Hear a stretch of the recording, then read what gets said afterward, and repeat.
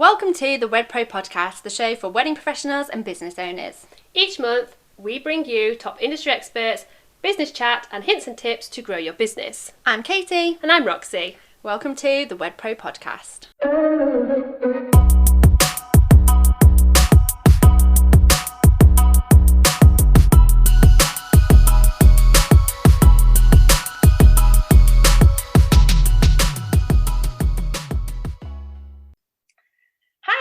Welcome to this episode of the Wed Pro Podcast. For those of you that don't know us, I'm Katie. And I'm Roxy. And we help wedding businesses build better, more profitable businesses. And today we're going to be talking all about Instagram and making sure that you are visible on Instagram and giving you kind of our top tips on how to get your wedding business visible and searched by more of your ideal client. And today we're going to be talking about Instagram and getting the best out of Instagram for your wedding business. So now it's not really a question of whether Instagram needs to be part of your marketing strategy. It's more of a case about how best you can kind of leverage your time and energy on the platform to get best results. And we talk to a lot of businesses about their social media, don't we, Roxy? Yeah. One of the things that we do find is obviously this kind of work-life time balance when kind of integrating social media with their marketing strategy. And today we're going to kind of give you lots of tips as to how best to kind of get the most out of your marketing efforts. So you're not posting blind, you're not kind of not really knowing what to post on social media, and just helping you come up with a plan and a strategy that's going to align with your business goals and be able to get you more visible on Instagram. If, like other businesses that we talk to, you can relate with what I'm going to say, is that, you've got to be on the platform, you know how important it is, that's where your ideal client is, but you're maybe, not sure on the right direction that you need to be going, or you've just you're on there because, you've got to be on there and that's as far as it goes. We are going to help you so much today. Make sure you grab a cuppa, pen and a notepad because this is going to be a good one. Yeah, so 28 million users use Instagram purely in the UK alone, and the largest share of those users worldwide is from 25 to 34. So that's something that's really important and something for you to kind of take away in terms of your Instagram strategy. And 90% of all Instagram users follow at least one business, which makes it the perfect platform for the wedding industry to use. So yeah, what we're going to kind of talk you through is exactly kind of how to structure your marketing when it comes to Instagram. And that brings me to kind of our first point here about sitting down and making a plan in terms of your marketing. And for those of you that listened to episode 1, we talked a lot about marketing strategy and a lot about our marketing plan in that. But in terms of Instagram in particular, and this is something that we talk about in our book, Click, is about what specifically are your goals with the social media platforms that you want to use? Why do you want to be on there? And clearly have in mind, these are some questions to kind of think about for you to kind of structure those goals. So what do you want to do on Instagram? Is it that you want to create a presence for your business, increase your awareness? Do you want to use Instagram to get new leads into your business? Do you want to use Instagram to establish yourself as an expert in your niche? Do you want to sell products and set up a shop? And it's really clear and a good idea for you to sit down and think about those questions and think about the reason as to why you're on Instagram. And it can't just be, that's where my ideal client is. You need to have some kind of end goals there. And I think on that point is, we in the wedding industry, maybe we are a little bit more creative, or maybe we don't have the time and think, sitting down, getting a plan together, it's not going to be beneficial, or it's not worth my time. But actually it's the opposite of that. It's completely worth your time. It's going to really help you organize what's going to go on your socials, on your Instagram, and also in the future it's going to allow you to kind of track and work out what worked well and what didn't work well. And this is something that we kind of take people back to when we talk to them, when we're either auditing their social media or when we do social media management for wedding industry businesses as well. We talk to them about their goals. What is it that you're on Instagram for? What do you want your posts to kind of achieve? do you want clicks through to your website? Do you want more leads? And that is going to look like a different strategy to whether you're establishing a presence and you're wanting to be known in your local area, for example.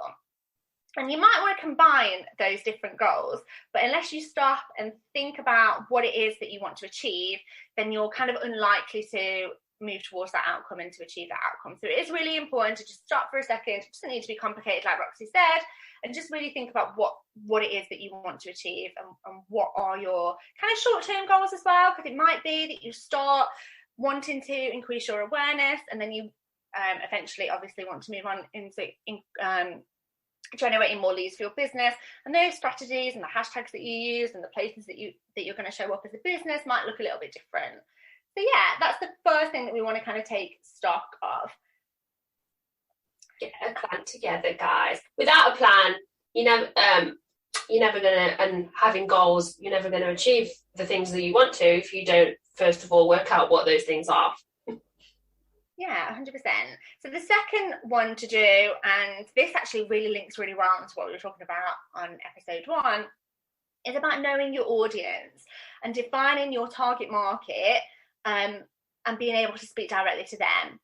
Now, hopefully this is something that you've already done in your business, and you've already looked about who your ideal client is and who you're attracting to your business and who you want to work with inside of your business.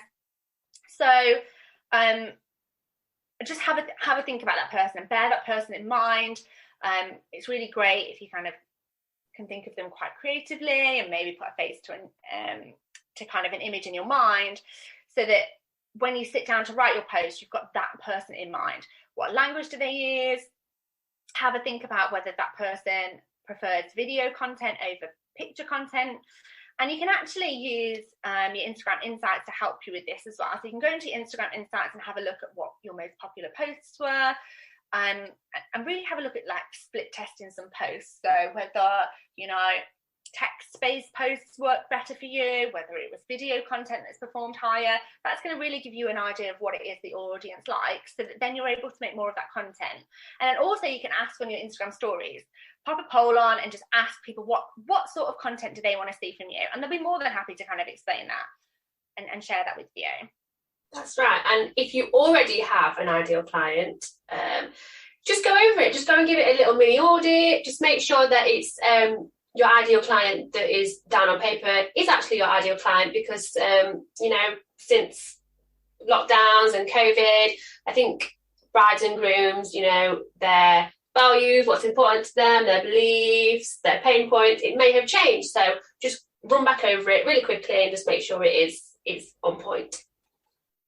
Yeah, 100%. Okay, so another thing that we kind of do quite often when we work with a new client, or whether we're auditing a social media profile for a new client, is that we look at the bio and the profile. And this is what, when people find your content online, or they come across your Instagram account, that's what they're going to first see. So those 150 characters are really important. It's the first impression of your business, and it's going to let people know whether they're going to bother following you or not. So yeah, it's really important to kind of look at that. Quite often the bio is something that you'll do once and you don't really ever think about it again, but it is important to kind of have a look at that and just make sure that it is optimized. It's got keywords in there, it's got, clearly mentions who you are, what you do, and who you serve, and also that you've got a clickable URL to a website or a landing page or a freebie, etc. That's it. I've got a few little tips on this one as well, actually. So an effective optimized bio should explain what you offer and what your clients can expect from you. Like Katie said, it needs to include a call to action or some sort of link that maybe goes to a lead magnet, because then that way you can collect information. It needs to have a way of your clients or ideal, your followers to be able to contact you. So whether that's you want them to email you or call you or fill out a form on your website. And what I like to see on a bio, I don't know about you, Katie, is a bit of personality. Yeah, 100%. Emojis, if they're appropriate. If not, that's fine. But it's nice to see a bit of personality coming through the text. And this is going to really link back through to finding your brand voice. And when we talk about captions in a minute, really getting to grips with what kind of brand voice you've got, whether that is, quite a relaxed brand voice, whether you're quite formal, whether it's appropriate for you to use humour, whether it's not appropriate for you to use humour, whether you want a really professional tone, whether you want a down-to-earth tone, and just kind of have a think about that. And although Instagram can be quite playful, and we'll talk about stories especially when we're on this subject a little bit later, it is really important for you to have a consistent brand voice across the board, isn't it? It is. And I think that can sound a little bit more scary than it actually is. We're using all these kind of very businessy terms, but all it is your personality across all of your kind of platforms, whether it's your website, your blog, your Instagram, your Facebook, your Pinterest. It's all got to, speak you and your voice, and be the tone that you would use with your clients through every touch point. 100%. So just another little tip while we're just on optimizing your bio. You get a name and a username on Instagram. Both are searchable, and that the only part of your bio currently that is searchable. So what we see quite often, a mistake that wedding businesses and other businesses that we work with use, is that they pop their name and username as the same thing. And that is a bit of a waste. So a top tip here is, if you've got your name on Instagram and your username on Instagram as the same thing, perhaps it's your business name, change your username to what it is that you do. And perhaps include, if you're location-based specific, include your location in there as well, because that is searchable on Instagram. So, quite often people aren't going to find you on Instagram and be looking for you on Instagram if they don't know your business name. So if they've never heard of you before, what are people going to be searching on Instagram for? Perhaps it's photographer in the West Midlands. Perhaps it's, celebrant in the Southwest. Whatever it is, it's a really good idea to pop that. And then that space in your 150 characters as well, which isn't a lot. There's been plenty of time that we've been writing a new bio for our Instagram that we've run out of room, and we've had to think about how we can shorten that a little bit.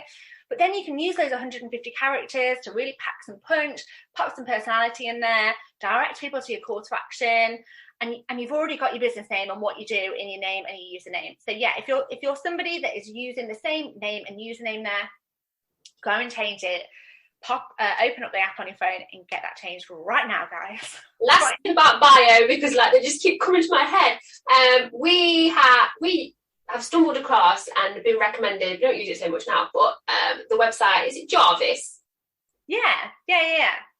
So Jarvis is kind of a website which is like a virtual copyright kind of website. So you've got different sections. You can go on there, so you can put in kind of the tone of the words that you want to appear, and bits and bobs about your business, and it will create you lots of different options that maybe you could utilize for your bio. So that is Jarvis. We'll put details. We'll put details in the show notes of Jarvis, won't we?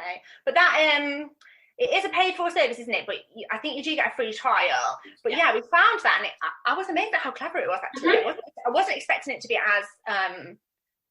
as good as it was. Yeah. And I found it actually writes in a really human way. I was expecting it to be able to see that it was a bot, but actually it writes. I was honestly amazed. Roxy, look at this! Oh my gosh! This is going to be so good for those. For people I'm not very good at. Well, I'm getting better. The more you do it, the more easily it comes. But not very good at sometimes expressing myself and getting my tone of voice through. But that's really, really helped me. So go check it out, guys. Go check it out. Yeah. Okay, so the next thing when it comes to being visible on Instagram is creating great content. And this, oh my word, we could do a whole... I know, I'm literally nodding along this one should be its own podcast. But Instagram, it's all about the visuals. So your posts have to look good. End off. The end. There we go. The end. Next note. We didn't need to do an episode. But yeah, Instagram is all about the visuals, and that's the first thing that people see, is the visual. And yes, the caption's important. Yes, the call to action is important. Yes, it's important to get your bio lovely and nice. But what? The first thing that people are going to grab, that's going to grab people's attention, is that post. So as a minimum, your posts need to be well lit, in focus, cropped for Instagram Square. Your post should really tell a story and be compelling and give users a reason to follow you. That's, you know, they've come across your content for the first time. You want to make sure that it's on brand. You want to make sure that that piece of content is representing your business in a way that you're happy for that to go out into the world and to represent your business. And we get asked a lot of the time, don't we, Roxy, about what makes good content. You know, I find it difficult to come up with content ideas. We talk to a lot of wedding professionals that struggle with content ideas for their posts, don't we? Yeah. So here's a little bit of information for you. I stumbled across this morning. It's a website called datareportal.com, and it's in association with Hootsuite, and it's got loads of stats, and it does them month by month, and it puts them in like infographics for you. And I was having a look, and so the top thing that people go to social media for is staying in touch with friends and family. The second thing is filling up spare time. Then it goes third, fourth, fifth, and you don't get to buying things until the sixth or seventh thing that people go to social media for.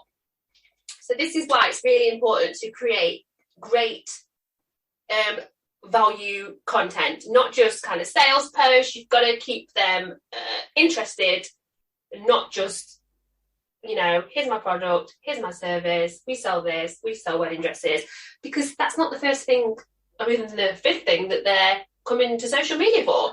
Yeah, 100%. I think, you know, while you're on this kind of point, people are thinking, oh my gosh, what am I going to post on social media? People aren't even coming to social media to kind of follow brands. People come to social media to engage in relevant, entertaining, informative or compelling content. So you want to make sure that your content is hitting one of those kind of pillars that I've just spoke about.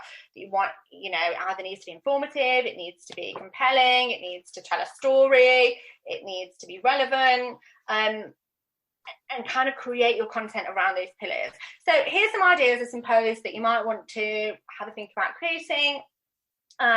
Behind the scenes posts, you can post you know, little snippets of your day. If you're going to go and meet a new couple in a beautiful coffee shop, maybe you work one day a week out at a, you know, shared office. Maybe you want to share behind the scenes of you creating or packaging one of your beautiful products.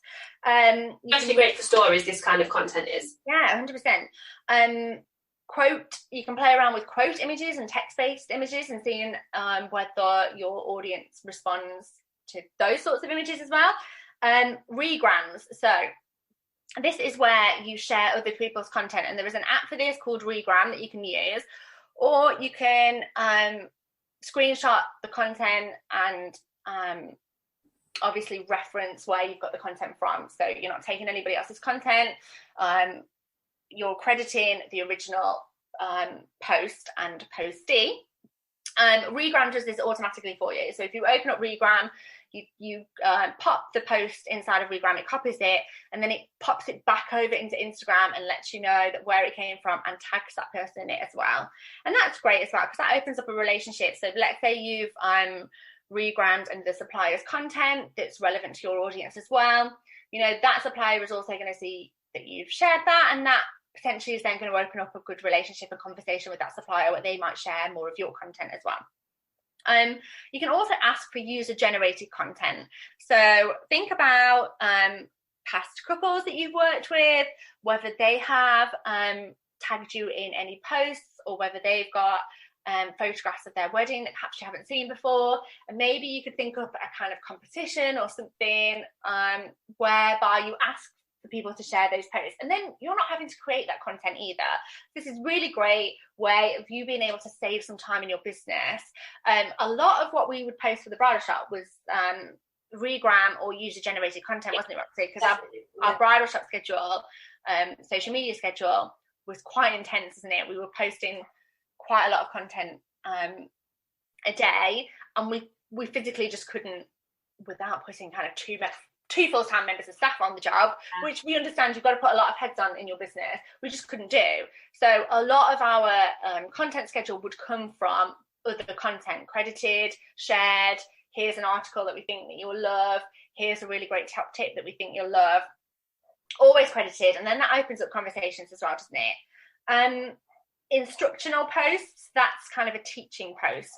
So what can your audience learn from you? And that's going back to that pillar that I mentioned about educational content as well. Getting to know you. These are always great ones, aren't they, Roxy? Yeah, I like our we haven't done a getting to know one in a while, actually. Maybe we should do another one, but I like it when it's like, meet Katie, Netflix loving, strong tea drinker. Like. Yeah. And that's just a way for your audience to kind of get to know you, because like everything in your business, people have got to build know, like, trust before they're going to book with you. So a really great way of people being able to trust your business is seeing that you show up on social media, seeing the face behind the business. That also helps them create a connection with you and your brand. And our tone of voice is very much like that. So yeah, Roxy would be it'd be like Katie, Netflix watcher, strong cup of tea drinker, puppy mum, social media geek, like. Yeah, and that's very much our tone of voice. Roxy, you know, coffee drinker, wine lover. I don't know what you're on about. But I have found, though, on this point, you know, with the businesses that I have done social media audits for, when we talk about showing the you in your business, people can get quite uncomfortable about it, whether it's, you know, showing your face. Well, that's actually the main one, is people are not keen on, you know, showing their face or putting a picture of themselves on. But there's lots of other ways you can do it as well. What it is, it humanizes your business. People like to see the behind, you know, let's peel back the layers of this business. It's not just a machine that makes money. It's nice to be able to learn things about the people that, you know, you're parting with quite a lot of cash to. Like, it's such a personal, emotional connection.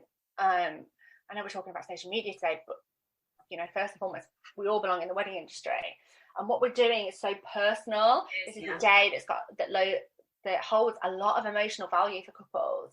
So they want to know that they're, you know, not just that their money is safe, but the vision for their day is going to be executed in the way that they want it to be. And, you know, the wedding industry is never going to be this corporate field of faceless, big, you know, conglomerate, hopefully I said that right, organisations with thousands and thousands of workers inside of it.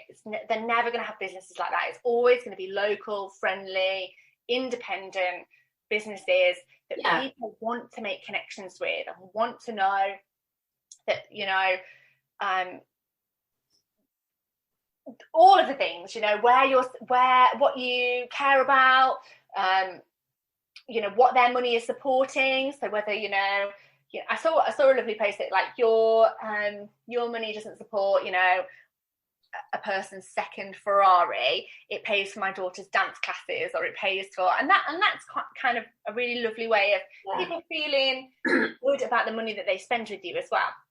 And it really builds like trust rapidly, doesn't it, Roxy? If they can see you showing up on your social media, sharing behind the scenes of your business, feel like they're getting a connection with you, it makes that hurdle of then handing over the money and booking a little bit easier. And just while we're on this point as well, doesn't mean you have to share everything about your life. There is a lot about, our life, and we've been doing this for kind of 10 plus years now, that, we don't share. And actually, people will feel, I don't know about you, Roxy, but I know that people feel like I am an oversharer. But actually, in terms of social media and what, people inside of our group, or, the businesses that we work with and have worked with, they only know like a tiny portion of my life. And that's the portion of my life that I'm comfortable with sharing and what I want them to know. I don't show photographs of my children. If I do, that they're from the back of their head, and nobody knows, the street that I live on. There are parts of my house I won't share. And then there's parts of my life that I'm comfortable with sharing. And it's the same for you, isn't it, Roxy? It is, yeah. I mean, it's personal to everyone, this one, isn't it? It's like, you've only got, if you're doing an about me post, like, hello, nice to meet you, maybe tell them what you want them to know. That's absolutely fine. You're entitled to privacy. And obviously, you only need to be showing the things that are relevant to your ideal client, really. So it's not like you've got to share, I don't know, what you had for dinner. What size shoe you are. what you had for dinner. It's just, little snippets of your life, little snippets of your day that really would find into this. But compelling content is what is going to expand your reach. Yeah. So focus on creating good quality content that's worthy of engagement, rather than just, panic posting or posting for just the sake of it. So on creating your posts, it's much better to focus on the quality over the quantity of how many you're kind of getting out there. So I've just got one more little thing to talk about when it comes to creating great content, is how underutilised carousel posts are. This is something that we've been talking about with our new subscription service, creating carousels. But you get up to 10 pictures that you can share, and each time your followers see the post, the next picture will come on automatically. So it's kind of an extra way to get more of your content in front of them in one kind of clean sweep. It is amazing. You could do top tips on there. You could share recent weddings. You could do, like making something and kind of along the way, like this is what it looked like at the beginning, middle, and then like the overall outcome at the end. It's just a really, really nice way of reaching your clients with more than one image. The thing about the Instagram algorithm as well, it's super clever, and it knows how long people pause on particular posts for, which is why it's really good that you first and foremost that your content needs to be great. Then it'll be captions, and we'll talk about captions as our next point. But in terms of a carousel, each and every time somebody swipes to the right to see more of your carousel, that's telling the Instagram algorithm, hello, this person wants to see more of my content, and that's then how you're going to show up more. On check out Canva for carousels anyway. Canva has amazing carousel templates. The end. That's one thing. Yeah, Canva. Yeah, Canva. We love Canva. We do love Canva. Okay, so what makes a great caption? And writing great captions. This is the next piece of the puzzle in terms of being visible, in terms of then creating a journey from taking somebody from looking at your content to then following you and then booking you, having a wonderful wedding. What a perfect story. That's what we want. So here, and we touched on this a little bit earlier, this is where your brand voice is really important. And like your visuals, your brand voice should be consistent. So really get to grips with exactly what we were kind of saying. What do you want to be known as? What do you want your brand voice to be? Are there particular words that you want to include? Perhaps words that your ideal client uses that you kind of want it kind of litter your captions with, and use a few words so that people feel like they're talking to a friend, which then kind of helps them feel more comfortable and relaxed with your brand. And just if you don't and haven't looked at this exercise as part of your business in terms of your website copy or, your business literature or anything that's out there with your business on, it's something that we would definitely recommend just spending 10 minutes really thinking about, and that will then mean that it is consistent across the board as well. So consistent on your website, consistent on your Facebook profile, if you've got any kind of wedding directory links out there, if you've got a blog, and it's just all seamlessly across the board. That's it. I mean, like when we have updated we've had some new branding photos on, which are lovely, but actually it's made me realise that we've got so many different outlets where we've changed the photo on that one or the wording over there, then we've got to go make sure it's changed over there. But if you don't, it's not consistent and it's not going to resonate with your ideal clients, because it's going to feel like something's like not quite right. They probably won't even realise what it is, but it's got to be a seamless kind of process throughout everything you put out there. It's got to be the same. It's got to be so the same as your content. Captions need to be relevant, entertaining or informative, compelling, and on brand. That's really important for it to be on brand. We were actually at a conference last week, weren't we, Roxy, where somebody, and this takes us back to the content one, in terms of talking about He made an interesting point, and I actually haven't checked whether this is coming into play yet, but he mentioned when talking about his social media was that the social media algorithms are now able to read logos, so that they can see when content has got a logo on it or content is using particular brand colours. So then if somebody is engaging more with that brand, the algorithm knows to show them more stuff from that brand.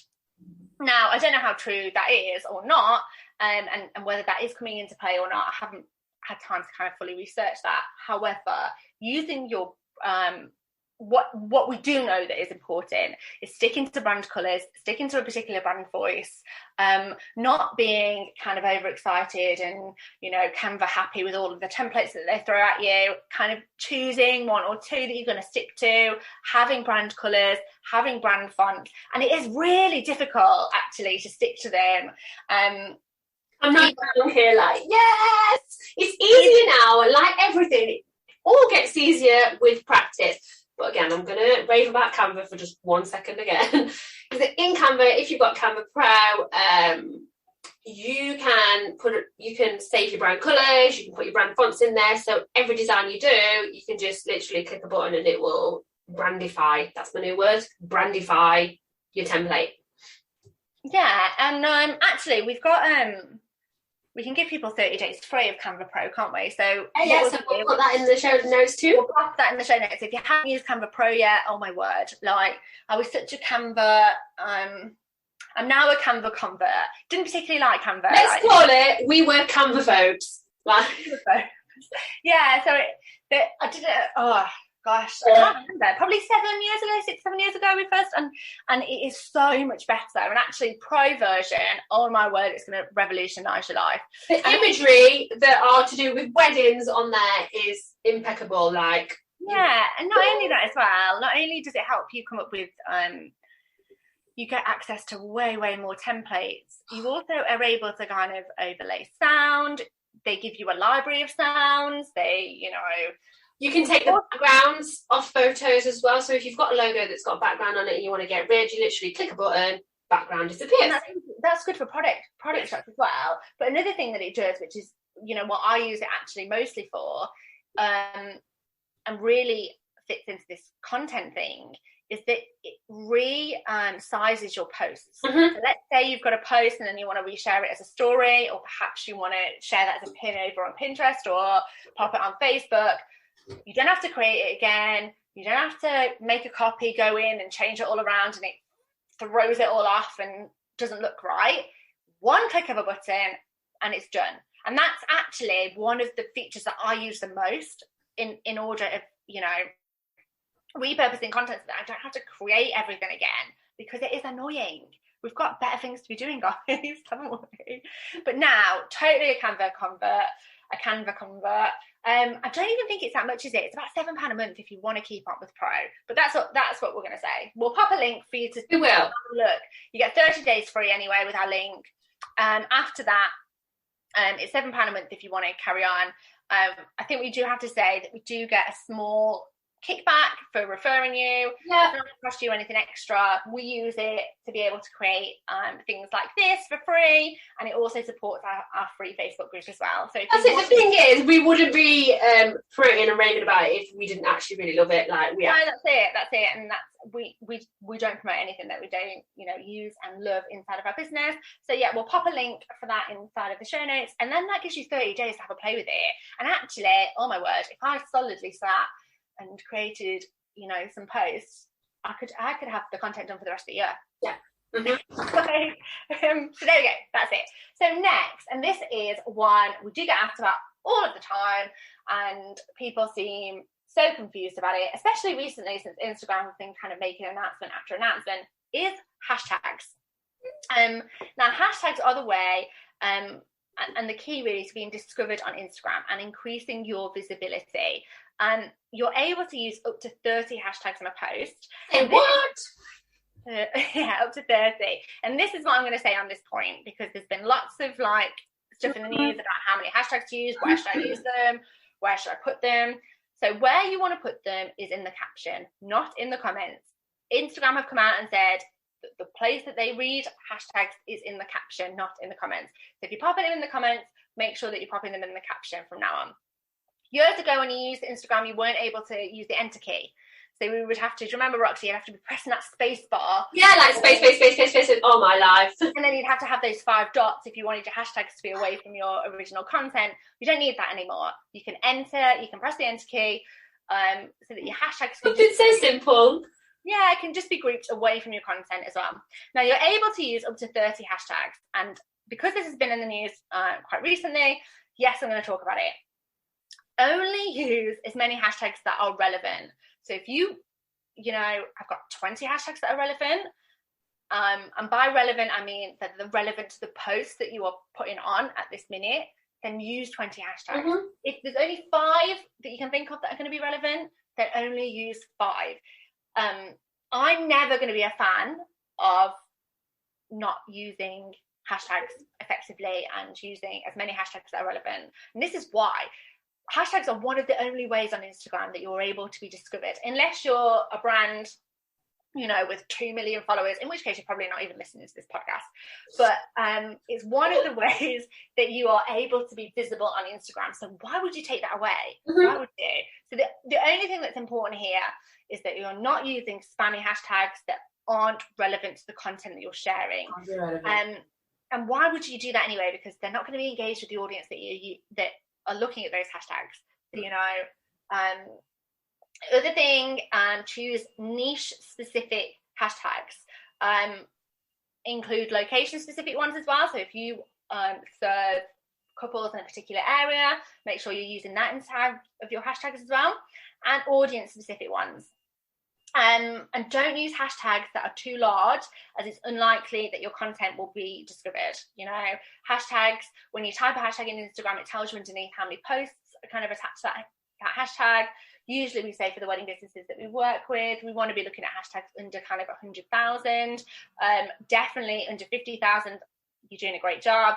10 to 50,000, you're doing an amazing job. And kind of you want to niche those hashtags down, because then your content is seen by people who are interested in viewing that content. It's more likely to be engaged with, and more likely to result in a follower, and more likely to result in a sale there as well. What I love about the hashtags actually is, and it's kind of what you were kind of talking about then, about why would you not want to, use the hashtags that are going to get you some, more followers, etc. Is that the wedding businesses that we work with, the lovely wed pros that we do kind of social media support with, it's great to see their reaction to, once we've been doing like a few posts of them, or we've been kind of teaching them how to use hashtags, the difference it can make to a post is incredible. 100%. And you can test these out as well. So inside of your Instagram Insights, there is an area that will tell you where your content has been discovered from. So whether that's home, whether that's from the explore page, whether that's from your profile, whether that's from your hashtags. And there you're then able to measure, what hashtags. Have a few hashtag sets that you use, swap them around, change them about. You can save them on your notes of your phone if you want to. I save hashtag sets on the notes of my phone, and then quite silly, I don't use them. But because we write content for so many businesses now, they kind of come quite naturally to me. But if they don't come quite naturally to you, we will pop a link in the show notes, and we'll talk about it a little bit more at the end. We've got a hashtag directory, haven't we, Roxy? We have, yeah. Such a long time researching all of the hashtags that are going to get you seen by your ideal client. There's nothing in there that's too big. We've kind of weeded out all the hashtags that won't get you seen. We've separated them into niches as well, so that you're able to kind of dip in and out and use the niche that's relevant to you. There's kind of over 500 hashtags in there as well on there, and it's only, what is it, $2.99? $2.99. So it's going to save you so much time. I'm a poet today. Oh, you are. Okay, this is one that we see happen far too much, isn't it? And I understand why. We're all busy people. We've got other things to be doing than sitting on Instagram all day long. However, you don't need to sit on Instagram all day long. That is a myth. You don't need to be sat on there for hours and hours to see your accounts grow. But you do need to be engaging with other people on Instagram in order for your account to grow, in order for you to create meaningful connections, and in order for you to get sales as well. So in order for you to get engagement, you have to be engaging as well. Posting good quality content is only half of the kind of recipe. As a minimum here, we say you need to be responding to all comments on your feed.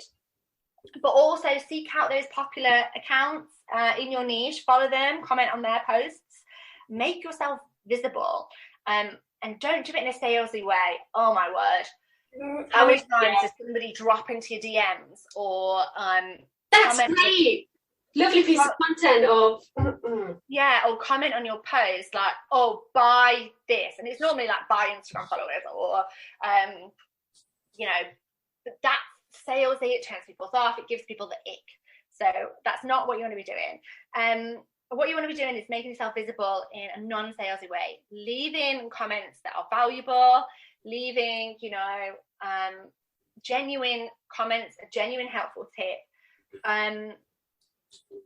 Hunt out your ideal client too, and spend a few moments liking and sharing their content. This is something that I find that a lot of businesses don't do, Roxy, and that's reaching out to other engaged couples on Instagram. So spend time researching the hashtags that local engaged couples might be using in their own posts, and go and find those people getting married. Plus, it's great for your own hashtag research, and in order for you to be able to kind of litter your content with some of those hashtags as well. Go and check out like some of the engagement shoots of local wedding photographers, follow local restaurants and engagement spots where people are getting engaged, and go and engage with the couple's content whilst they're in that early planning stage of their weddings as well. Another good one is if you've got any really great wedding bloggers in your area, go and follow those, go and comment on their posts, go and have a look at who's following those people. Engaged with engaged people. Engage with the engaged. It's all about though building those relationships, commenting, engaging with meaningful words that then they're going to go, oh, who's this person? I'm going to go and click through and go and check out what they're doing. And that is what it's all about. Just 15 minutes a day, and you can really turn things around on your Instagram, honestly. Yeah, and also it doesn't just need to be posts as well. Go and engage with some stories. Go and like some people's stories. We in particular get quite a lot of DMs of people that have engaged with our stories. I know that we go and engage with a lot of people's stories as well. And that's really easy. One click of a button, everyone's got time for that. Okay, so that brings us quite nicely onto stories. And something we were chatting about earlier was 1/3 of viewed stories are posted by businesses, and are now really a key part of a good Instagram strategy.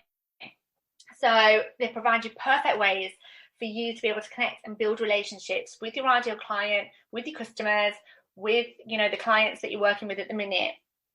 So tell a story, have a message in mind about what you want to share on your Instagram stories.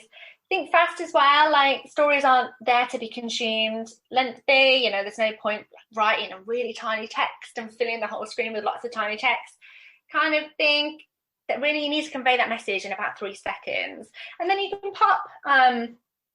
You can have multiple stories, can't you? And you don't have to get everything in the kind of the first slide of the story. Hence why they are called stories. It is about telling stories, creating. I like the ones that are a few slides because it's beginning, middle, end. Yeah, and provide value. And this is really what we've kind of spoke about in the whole of this podcast, is making sure that your stories are there to provide value and not just be, hey, buy my things. Mm-hmm. Be consistent in your branding. We've talked about that already. And use engagement features as well, such as polls, such as stickers, such as sliders. And really get people to kind of interact with your brand in a fun way. That's it. One of the things you can do, which actually works really well for our industry, is like a this or that. Yeah, that's really good. Yeah. As well, even sliders, polls, ask questions. And don't worry, everybody does it for the first few times where they ask your own questions, and then you answer them as if they've come from your audience. But that just usually encourages other people to start asking questions as well, or provides answers to kind of frequently asked questions in kind of a fun way as well. So it's just a really good way. And then also, although your stories are only there to be viewed for kind of 24 hours and then they disappear, Instagram keeps those for you. So you get like a little archive where you can go back over your stories for the past 12 months. And if you want to reshare or repurpose a story, you can go into your archive from your profile on Instagram, and you're able to pull those up. So that's a really good tip as well. That's one of my favourite things about Instagram stories, is that and for all of this, actually, creating content, is that at the beginning, the creating your content journey, it can be a little bit time consuming, but the more content you create, the more you can repurpose in the future. The same with stories. So, go back into your archive, reshare, repurpose, use what you've already done to save time. Yeah, it gives you like a little sticker, doesn't it? So it gives you like the date stamp sticker, which you can just delete. That's really easy to do. That's it, just throw it in the bin, swipe it to the bin. And then stories, this is something that we get asked, do I need to come up with new content all of the time? No, you don't. Stories are consumed so quickly. Instagram posts are consumed so quickly that actually, if you go back through your posts, slide down past kind of your top 9, people have forgotten that they've ever even looked at that, or maybe you could put a new spin on that piece of content. Maybe you could share that piece of content in another way, such as on your stories, etc.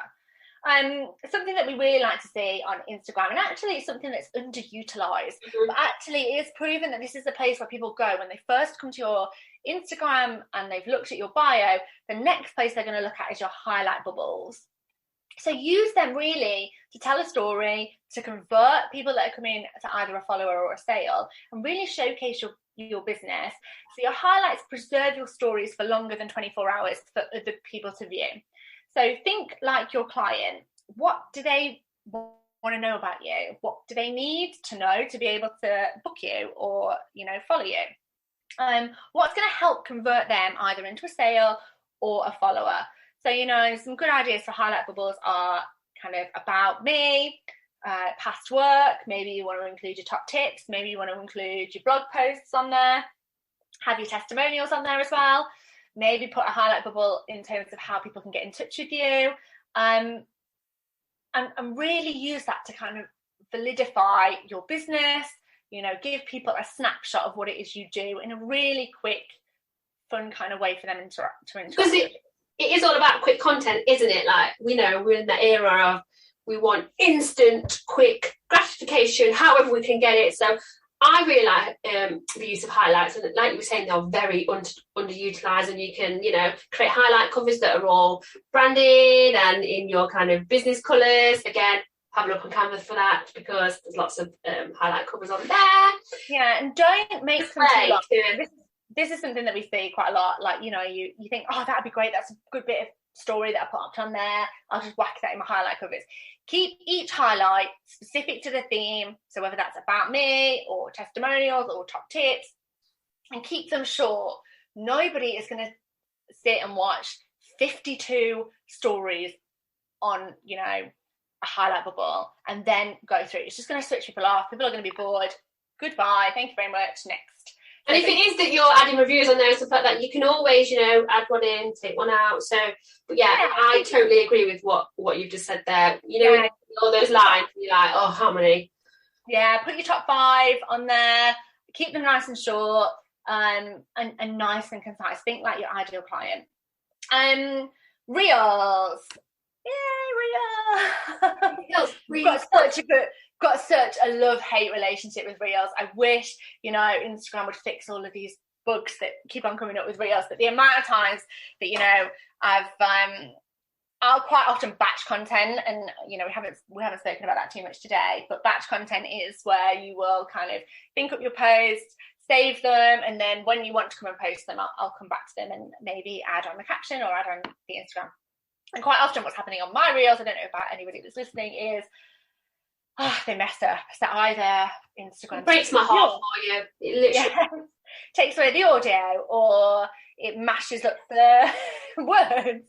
So I've got such a love-hate relationship with Reels, but they're a really great way to kind of be visible on Instagram, aren't they? And a really great way, because a new feature.